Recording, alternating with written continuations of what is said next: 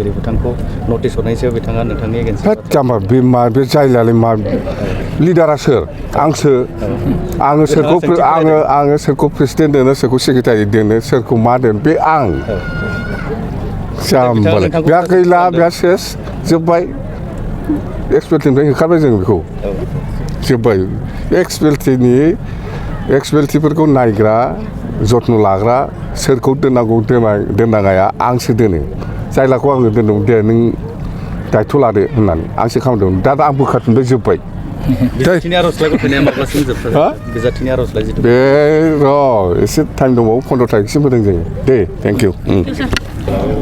दुलाराय गुदि बाथौ आफादनि सानथामनि हाबाफारि लानानै जिथु खुंनाय मेल दिनै सेकेन्ड दे गाबोन जोबथा सान माने गाबोननो जोबगोन दा जेखिजाया आङो दहाय एसे आगोलावबो आङो बैहाय PBC बर' बाप्टिस्ट चार्च एस'सिएशननि जिथु सभा बेहाय थांदों आङो गोसोखौ जोबोद मोजां मोनदों आरो बेवहायबो फैनानै दुलाराय गुदि बाथौ आफादनि जिथु सानथामनि हाबाफारि लानानै लेंनाय जिथु सभा एबा कनफारेन्स बेवहायबो थाफानो मोननानै गोसोखौ गोजोननाय मोनदों आरो आङो बुंदों बे बाथौ सान जे बोसोराव खेबसे लकेल हलिडे जोङो मोनो बियो BPF सरकारनि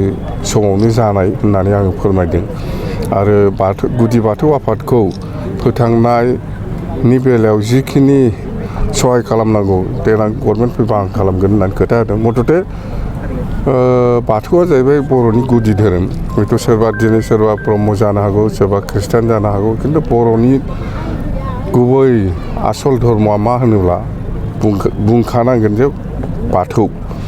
बाथौआनो बर'नि गुदि धोरोम होननानै दा जायखिजाया बेखिनियानो गोसोखौ मोजां मोनदों फैनानै बास सरकाराव फैयोब्ला बाथौनि खामानि मावगोन मा आं मावगोन आरो बाथौनिल' नङा बयबो धोरोमनि थाखाय आं खामानि मावगोन स्पेसियेलि बाथौखौ आं बुंबाय दिनै नोंथांमोननि प्रटेक्सननि बा जौगानायनि थाखाय जिखिनि प्रजेक्ट लानांगौ आं खालामना होगोन होनना बुंदों बेखिनि धोरोमनि सायाव मालाबा एसे गुलाय गुजाय जानो फैयो धोरोमखौ लानानै जोंनि गेजेराव जोंनि BPF पार्टियाव धोरोमखौ लानानै जेबो गुलाय गुजाय जाया आरो जाफेराखैबो आरो जानायबो नङा जों बयबो धर्मखौ समानै सनमान होयो BPF हान्जाया आलादा मोनसे सोंथि एक्स-BLTनि आफादगिरि बिथांखौ नटिस हरनायनि सायाव बिथाङा नोंथांनि एगेन्स्ट जाम्बा बे जायलालै मा लिडारा सोर आंसो आङो सोरखौ प्रेसिडेन्ट दोनो सोरखौ सेक्रेटारि दोनो सोरखौ मा दोनो बे आं जाम्बालाय बे गैला बे सेस जोब्बाय एक्सपेल्टिनिफ्राय होखारबाय जों बेखौ जोब्बाय एक्सपेल्टिफोरखौ नायग्रा जत्न लाग्रा सोरखौ दोननांगौ दोननाङाया आंसो दोनो जायलाखौ आङो दोनदोंमोन दे नों दायथ' लादो होननानै आंसो खालामदोंमोन दा आं बोखारफिनबाय जोब्बाय बे र' एसे टाइम दंबावो 15 तारिखसिम होदों जोङो दे थेंक इउ